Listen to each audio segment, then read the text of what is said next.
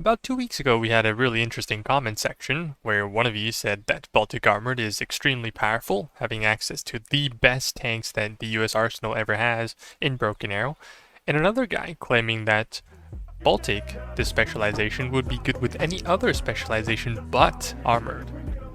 So that bears a question. How is Baltic Armored?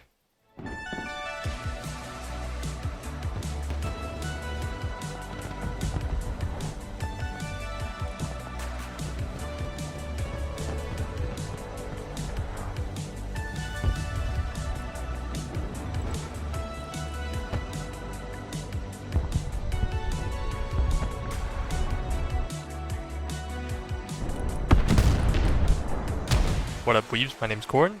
If you don't want to try this deck, I don't recommend it anyways. Please do not try this deck if you don't feel like it, because the moment I started trying this deck, I have been going on a really bad lose streak of some sort. But obviously not all of these losses were because I played Baltic Armored, but still, I think that this is probably not a really good deck competitively, and yeah, sure, part of it has to do with me being not really experienced with Armored, the ins and outs of things, so I think I'll end up still losing Elo trying to make this deck work. But ultimately, I think this deck has some fundamental weaknesses that it cannot overcome. And in this video, I think I'll just quickly go through the deck first, and then we'll jump to the replay that I think is actually something where I can commentate on and you're actually going to learn something. But if you actually want to watch my ass get beaten by Teed, which is a top player, I have a link in the description so you can go watch that one. But yeah, like, he played it really well, so hats off to him. Anyways, let's start with the deck, shall we? For the vehicle tab, which is probably what you're here for, you kind of want to have both the Leopard and the 73 in your deck. And I'll kind of explain the use cases, because the hull, or the frontal armor of the Leopard and the 73, they are 850 armor. And what that roughly translates to is that whatever Russian tank, maybe it's a T14, a maxed out T90, whatever, it can never two-shot you as long as you have an armored upgrade. So if you have, like, if you give it like a couple more points, you know, it can always survive 2 shots, which is pretty critical because in return, especially to the 73, you can 2-shot them back, which is crazy at close range. And you'll always be able to do so unless your loader is affected or whatever. So to me, I think that if you want to use a 73, always give it armor. And if you want something else with APS, then I do recommend either running the Leopard with APS or the V2 with APS. And these two tanks are roughly the same price, but the Leopard is way tankier, and it has optics that can give it much more vision when it comes to like shooting into a tree line or spotting ATGM teams. So personally, I do think that having a mix of, like, if you want a balanced loadout of a cheap tank with APS and also a really tanky tank brawler, then you kind of want to have this. Okay, you want to have the 2A8 trophy and a V3 with a bit of armor. And after that, you can go for like really cheap tanks like the normal Abrams, but do keep in mind that these tanks are not really ideal for any sort of tank-to-tank combat. Just use them to peel away at infantry or just IMVs, you know, so then at range they'll be safe from them.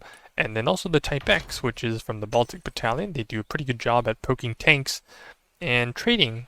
So sometimes it forces them to smoke up, and if they don't smoke, then you do a lot of damage. So the next tab that I also think is the most complicated and also the weakest tab is the Recon and Infantry tab, or the infantry in general. And even though Baltic Armored has the best IVs that US has, along with the tanks that is, I still don't think it's that impressive. And it's mainly because tanks exist in the game, and most IVs, they just get 2-shot. I mean, all of them they get 2-shot, and it's just not that fun for them. So in reality, you kind of just want to make sure that your vehicles or your IVs, they get into position as fast as possible, and then they drop the infantry out. That's it. And then you just let the infantry blob, and then you just throw them at your opponent. That's kind of the idea. And in order to do so, you have a couple options. You have the M113, which is the biggest transporter right now, and I do think that this is also the best transport for example, mech engineers or mech riflemen, although currently I swapped them out for mech dragons. And then the AMPV, this is also it's a tall man's eater. It's less ideal for mech infantry, although you could still do the same. You could put two squads, for example. Like it's not going to be like some armored SOF combination. Okay, it's not going to be like that. You kind of just use cheap. You only have cheap infantry in this deck, and that's what you're going to be playing with. Alright, so the next and probably the final part about this deck is just the support tab, because your helis and air tabs don't exist basically. You want to make sure you have one of the two SAMs, the Pack 3 and the Iris. These two don't really have that much of a difference in terms of range, but when it comes to getting to the front line, the Pack 3 is faster. And also a bit tankier. I mean, you get 2 more HP. And then for Shorad, you have the M Shorad, the Bradley Shorad, and also the Nasms. And the Nasms has a bit more range, but it is really not that survivable, especially on the front line. So if you like to put your vehicle really close and want to support your tanks, especially to piss off the helicopters, then you kind of want the Bradley Shorad for that. And even the Bradley Shorad has two different configurations, one being the Stinger, but it's never going to kill any Russian helicopters, so I do recommend running the Hellfire, since it also reloads faster, but it does aim slower. Just keep in mind that it's a bit of a downside. Afterwards, we have the MLRS, and I think MLRS is actually a pretty big thing that this deck has access to. So you have two of them, and in fact, you can actually run both. You know, I mean, this is what I've tried to run before. I dropped a couple more tanks here in the vehicle tab, and I decided to run two MLRS, both the cluster MLRS and also the HE MLRS. You'll see later in the video, and to some extent it works, but I think the way that you want to use double MLRs is that you never want to use it for yourself, since you have four of them. If you have four of them, then share some with your allies, because they normally, like, these players, especially the US meta right now, they love running things like Baltic SOF, Marine SOF, and you know that both of these decks do not have a single bit of MLRs, and they do not have the capabilities to clear out tree lines of infantry vehicles. They don't have that. So you having a thicker support tab means that you now have the ability to help your teammates. So I think that, at least for me, I think that MLRs is actually a pretty big highlight of this deck, even though it's not really, it's not going to be that helpful to you, but it's going to be helpful to your teammates. And next on the list, it's the Paladin, or some kind of howitzer. You can pick between the Co and the Paladin, but to me, you look at these two vehicles and you think to yourself, okay, Corona, I'm just going to pick the Co. Why would I go the Paladin? It shoots slower, it runs faster, and yeah, pretty much it even has more range, way more range in fact. So why run the Paladin? It's inaccurate, it's not good. And the reason for that is because you do have a really interesting ammunition, and it's Copperhead. This thing is capable of two-shotting any armored vehicle if you have it lasered, whereas for the normal HE shell it needs 2 shots. So it needs 3 instead of 2. So when it comes to sniping tanks, the Paladin is much better. But for dealing with pesky infantry, the Co can do it at a safer distance. So this is also up to you depending on which one you like.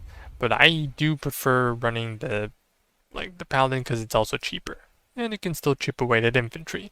So I think after I've left a lot of space here. This is totally up to you. Just want to make sure that you could, depending on you, if you like the mortar or not. But if you don't like it, just run another artillery piece, and then also these really small, cheap Unimog trucks, which don't transport a lot, but trust me, you actually don't really need this bad boy here, this big truck. You can actually rely on helicopters like the Blackhawks and even the Spartans, to drop in supplies when you need them. So yeah, just a quick rundown of the deck, and let's get right into the replay. So this is a match where I did find that was probably something that I could showcase, for at least Baltic Armored. We are against some players that are from around the 29,000-3000 elo range. This is a pretty good stack from the Russian-speaking side of the community. As for my team, I was queuing with randoms. So anyways, I think we'll just quickly skip to the part where I ended up playing between A and B. And to me, I thought to myself, okay, my teammate is playing Striker Soft. He's going to take care of most of the stuff to my left, and I hold A down, and then we'll be able to win or hold this flank for as long as possible, because why? We have Baltic Armored, we have like some of the best tanks that this deck has access to. So to start off, I kind of wanted to do something cheesy, obviously. I got a Spartan trying to airdrop like all my, just 2 Jaeger squads inside of a Wolf, which is like the really fast vehicle that can quickly, like, this is the fastest way that I can deploy into A. So, let's see how it works out. Fly plane, I know that my teammates were probably also flying in ASF, they have a couple, but I really wasn't expecting them to do, to get anything done, because I'm already a player without any ASF, as you see, and you never know how many Raptors they have in the air until you really figure it out. Obviously, this is a US mirror match. I understand that people at least don't really tend to... Okay, they're already shooting at it, so I have to quickly just unload. But unluckily, I think some of my units died in there. Yes, the Jaegerist, but that's just fine, you know. We lose about 150 points while one of the Jaeger squads make it out along with the vehicle. And they do, even though they are a bit slower than actually using a helicopter to deploy, still manage to get there in time. It turns out that there was a bit of a heli fight over there in the middle, I mean inside of B at least, and in A, and it actually worked out pretty well. Got rid of some Kiowas, and then my game bugged. I couldn't move my camera, so I had to restart really quickly. Okay, let's skip that part as well. And then after that, the Jaegers actually managed to help us clear out a bit of A. We can resupply our teammates here with the help of the Wolf, and then we're just going to quickly jump to the part where our Unimog arrives second. This is the next thing that's probably a bit slower than the Vilka, but also, you know, for an 80 speed vehicle, or 90, it does pretty much help us transport infantry quickly to the front line. And the CV90 is just going to be our thing, our IV that can basically deal with most of our threats, you see. Okay, so what's that tank? It's a Leopard. Basically the same configuration as we are running currently. There's a Javelin that he actually, sorry, a Spike that he actually happened to tank. Or was it a Javelin? It was a Javelin. And for us right now, my setup is to just make sure that we take control of A and, yes, get in some helicopters. So right now, what I wanted to do was to just basically control this tree line with infantry and use the tanks to push them out down because they're reinforcing down this road. So as long as I can control this road, they shouldn't really be able to get in. So that's the idea for now. We're just going to quickly poke at them. Obviously there are a couple units here and there. Although my flanks happen to be quite empty, I told my teammate, please spawn your units. But, you know, sometimes it doesn't work out. And best part was that our opponent, I mean, for now it was just, you know, there was just one guy, so we could actually punish him quite decently here. I mean, since he couldn't get out, we'd force another smoke of his. Just gonna quickly push, because I know that the Leopard is obviously not that cheap to maintain, or even the respawn time is pretty slow compared to a CV90, so... Right now, however, he did get some Vilkas back up into the fire, which is going to smoke up the CV90. Actually, somehow managed to get rid of the tank there with the with the RC. That's pretty nice. Gonna use the Elevator Goo now. This is, although I didn't really have this in my deck showcase, they are a pretty good squad at demonstrating. Oh, here comes the flank. Here comes the Comanche. Oh wait, sorry, I realized it might not be that loud. And then like, yeah, well the Comanche kind of killed both one of my packs and maybe a couple more stuff in the backs, which was really bad for me at least. So I did tell him that please go, please play the flank. I will hold A for now, and then you can focus. We can focus A later, but the general idea is that, okay, so I see that if I'm against CQC, I'm gonna roll on my tank and there's nothing you can do about the tank. And if I'm against our AT infantry, then maybe I'll just let my IV and also CQC infantry deal with it, as they now try to reinforce here with whatever they got. We're slowly pushing them out thanks to the Leopard, and this is only the first expensive tank that I have. I'm obviously going to get more. And then I think, yes, I do buy a mortar here, just in case I need to clear out the infantry here at the very edge. Like over here. This is an area where my opponent can hide infantry, but I need otherwise if I poke out from here, I do get shot at from ATGMs like this Vilka. So I'm just gonna have to quickly hide behind this building, micro it inside here, you know, gotta handhold this. Otherwise, if you make a little tiny mistake, you're still going to just suffer. So we do actually take a couple, you know, do make a couple good hits connect, force him to smoke out, and still manage to damage him. That's basically what the elevator goo is for, with the spikes. Pretty good at dealing with IVs, but once you run out of them, you do run out of them pretty fast, and you can pretty much dodge them by just smoking up. But hey, you know, like who knows, right? Who knows? And turns out he wanted a nuke B, but I kind of discouraged that, you know, told him currently the line's like this. We somehow are in J, but we're going to get pushed out, so it's going to be play like this, how it's going to feel like. So we kind of need to help push B, as I hope that my teammate establishes some kind of a defensive line on the left-hand side. Yeah, I do sound a bit pissed here. Sorry guys, I mean, my mental hasn't been too great lately. And it's okay, that's the first Zarukai that we spotted this match. That is I mean, we also have the same squad, no? We do have the access to the same squad, but the problem with that squad is I can only transport them in either a Vilka or an AMPV, which honestly, it's actually better than the... I think it's better than the Vilka, but ultimately not that great. Since it's, you know, it's kind of awkward. You kind of wonder, okay, can I put 3 more infantry inside? Maybe I'll put a sniper squad, maybe, I don't know.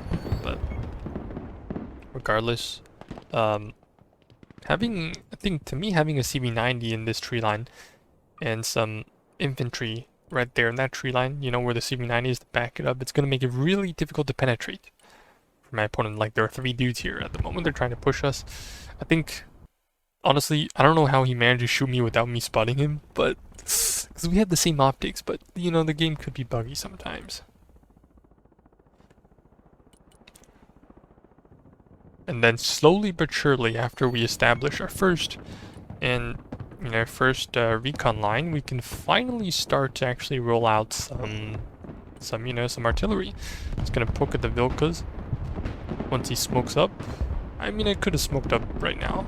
Okay, I didn't smoke up in time. I saw the two spikes. I should have smoked sooner to help me out there, so I could at least poke out and shoot a second shot again.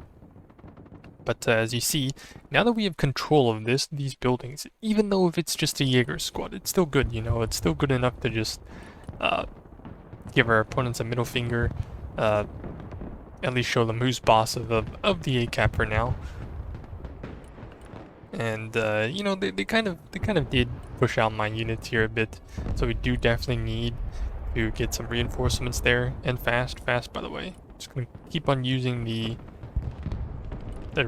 helicopters to resupply. Also have to look out, check for Comanches, because I don't think my ally is really doing a particularly great job at that. And so here comes the second wave, right? Pop the smoke on the Eagers, except I forgot I don't have smoke anymore. So this is the part where things start to work out for us.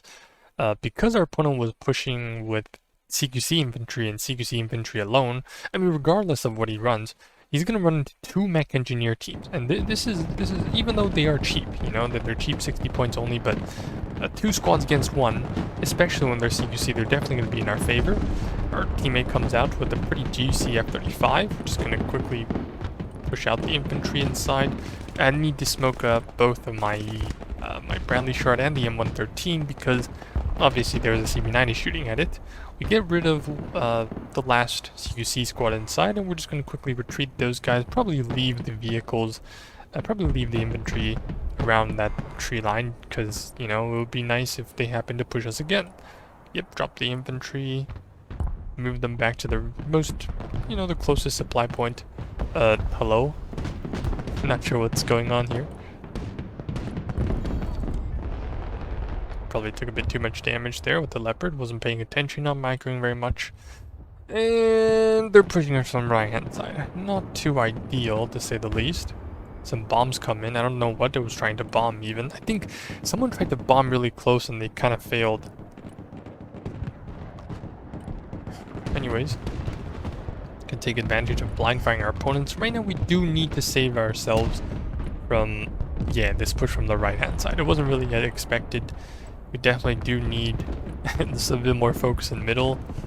So, yep, smoke up a bit further. Let the two mech riflemen deal with that really minor threat. And because I have two smokes, and I have two little squads, it's going to help me a lot. Although, this is kind of problematic. They kind of just drove down this road, and I really didn't anticipate it.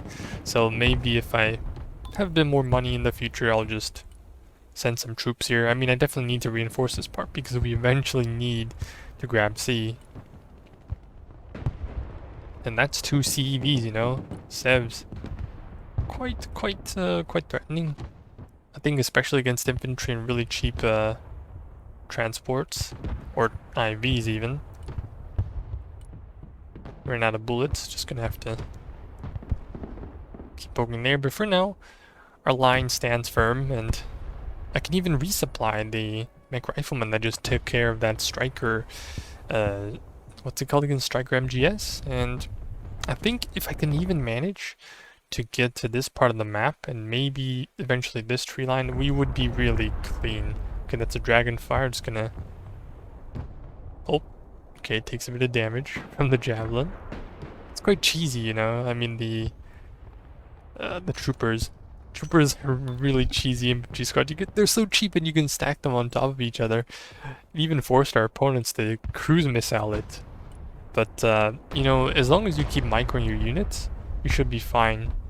You know, like that. That's a pretty, you know, it's a pretty smart way. Although it does take some certain amount of APM to actually do it.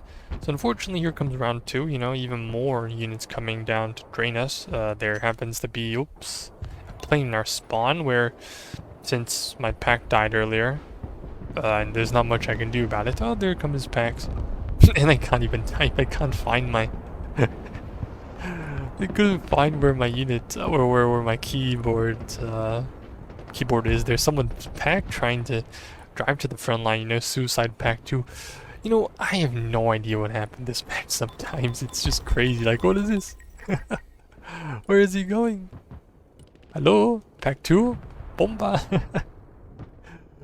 Where are we going? But ultimately, it is a bit problematic, you know. Once our opponents start driving those CV90s down, we actually, if we don't have tanks or like, you know, like bait them into tree lines or buildings, you know, places I can block line of sight. You know, I tank a really pesky spike there with my leopard, and all of a sudden this guy is inoperable. I actually need another tank. Although I did bring a really cheap B2 trophy, this is going to help me greatly on this flank. This guy's running at him with that booker. Not sure why, what's going on. Instantly gets 2 tapped. But oh, here comes some 2 tanks rolling down middle. Can definitely ambush them because I have so many tanks here. Yep, get a good shot. Get a second shot off.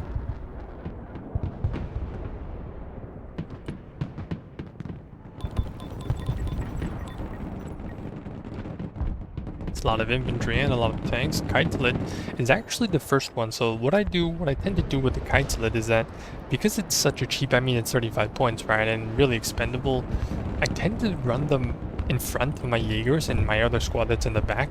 So they always take damage later. I mean, it's 2 things, you know. First is that combat recon units, they have this stealth where they can also the improved vision where they can always shoot further like in tree lines, and on top of that They also have, I mean, they're a more precious squad, you know, so like, so you definitely don't want to have them just expose them to like too much gunfire, you know, and that kind of stuff. In the meantime, you know, since I knew that my opponent had a bunch of CQC infantry here, I just wanted to keep chasing with a 7B3. Honestly, any tank with any Abrams with side armor would do, but here, you know, I see the small, so I'm just gonna shoot my last round, you know, take out that squad and start reversing. For some reason he sees me through that. I gotta start running, I guess. And unfortunately, they saw too many tanks there in the tree line, decided to cluster, which is pretty smart from our opponent, honestly, but it would have been really nice if, I mean, we should have spread our tanks out, I'll be honest. Should let him do the job, and now I kind of need to cover for him, because if you lose too many units here, if you lose both tanks, it's gonna be really problematic. So the Raider CQC was somewhere to the left of us. Just gonna quickly start ordering that place, and I drove too far. Might be problematic. And also, the Leopard does have a problem where it doesn't have the best reverse speed compared to Abrams. It's still faster than like normal tanks, you know, like their normal tanks are actually 30, 35 normal Abrams, but the Leopards are 30 only. But you know, it's like it's still fast. It's still much faster than your average Russian tank. And I think that's a good thing. It's gonna smoke that guy up. And if both infantry can get out of here, I mean both armored, then it would be fantastic for us. The 1400 heat armor is actually doing a lot of work here.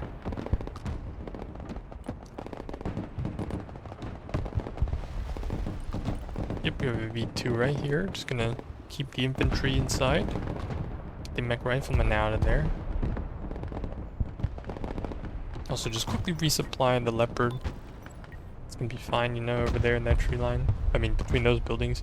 Getting mortared in the meantime, but to be fair, to me, as long as I'm not losing my tanks, I'm actually pretty happy about it. But then sometimes if you have too many tanks, you do tend to end up in situations where you have to deal with things like the Thunderbolts, which is kind of problematic.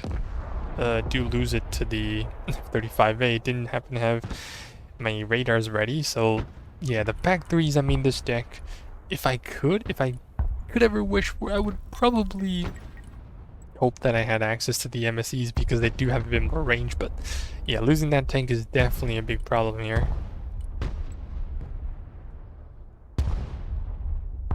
Can move my Shroud out. There happened to be another guy trying to flank us again. Not sure what happened. Our Leopard is now back in action.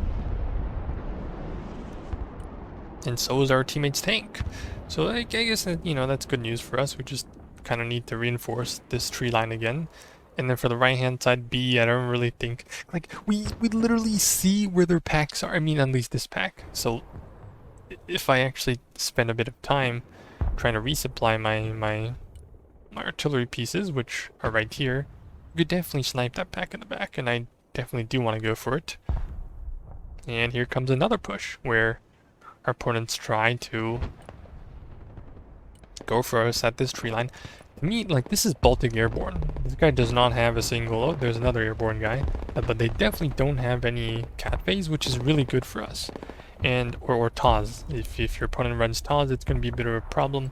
But I think if you happen to play against TOS, what you want to do is just have a couple squads sitting there. You know, you have a bit of recon in the front, so you see when your opponents are coming in. Don't blob up, alright? Have some transports in the back, like around, like this guy. I am confident because he's not going to TOS me. Have him behind this building or somewhere like back here.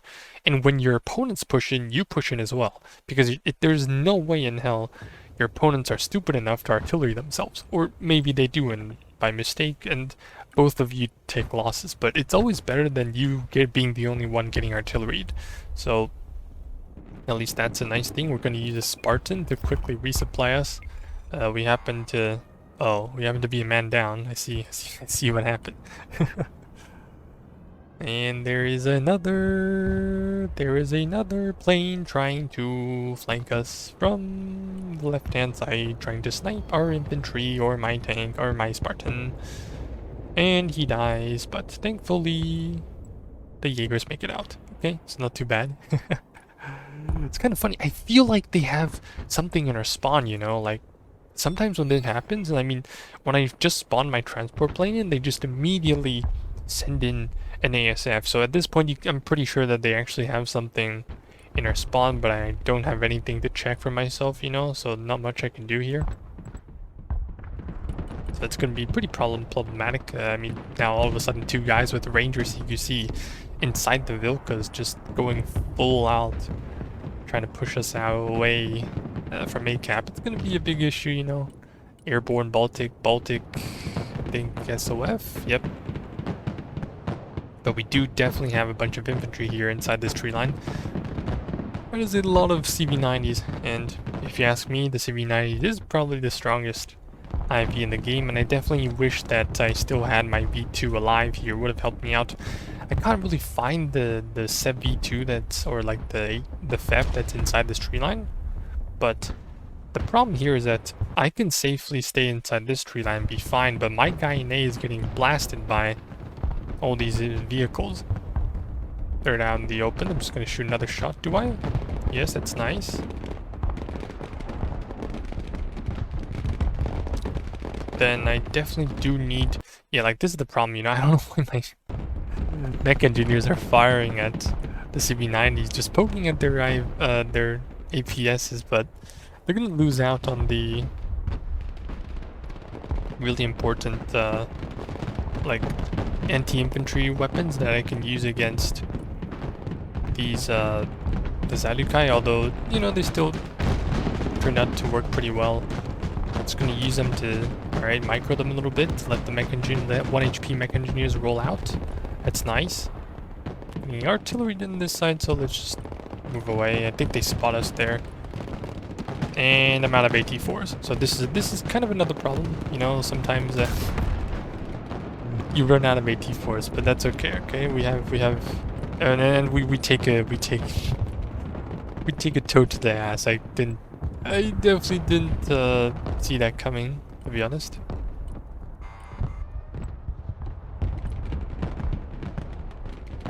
Oh, and even the very problematic, I think the Dragonfires they're called in the back, is it's getting a bit annoying. And also, yeah, finally we face reality where our opponents, they can just run Marine squads at us and win the game, unfortunately for us, but it's kind of the truth of how at least Baltic infantry is not the best against these guys. Obviously, it would have been nice if I had like extra kites lit, you know, here against this Marine Raiders, but for a 14-man team, it's just impossible to deal with them. And now that they have so much vision in our backline, most of our supplies are just getting popped by those Dragonfires that are pretty annoying, and they don't really even need smoke to get them here. Oh, he even almost died there to the Thunderbolt. Although another V3 is going to come here and save us for a little bit. But ultimately, I think, since, I mean, I was trying to stretch to B, but they just blobbed up everything and went down A, and it kind of worked out for them, and it didn't work out for us. Because I had a bit of arty. Or maybe it's not that, that's not the problem, but as you see right here, the Zalukai is just immediately melting. I'm asking if my guy could push, and oh, unluckily, since they're already taking control of everything, 3 guys, and I'm molding here, so oh well, it's the way things are, and since we're also down a man, I really don't think that there's any way that we can get back into this match. The bombs on the the bombs on the tank don't even work out, and all of a sudden I look at how the match is going. Oh, and there's a nuke.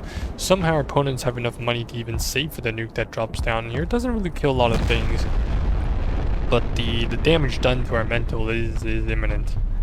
And sometimes, you know, sometimes it's just a good idea to call it and hope for the best in the next match.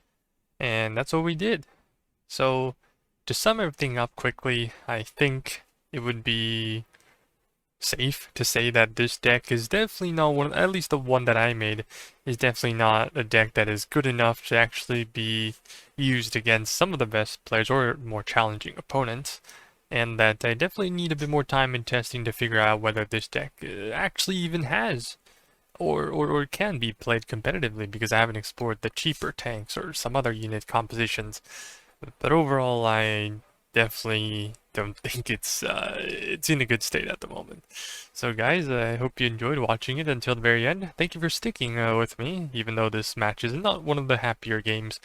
And I hope instead you have a wonderful day yourself. And yeah, I'll try to upload on time next time. This one took a bit longer than usual. So yeah, until then, take care and bye bye.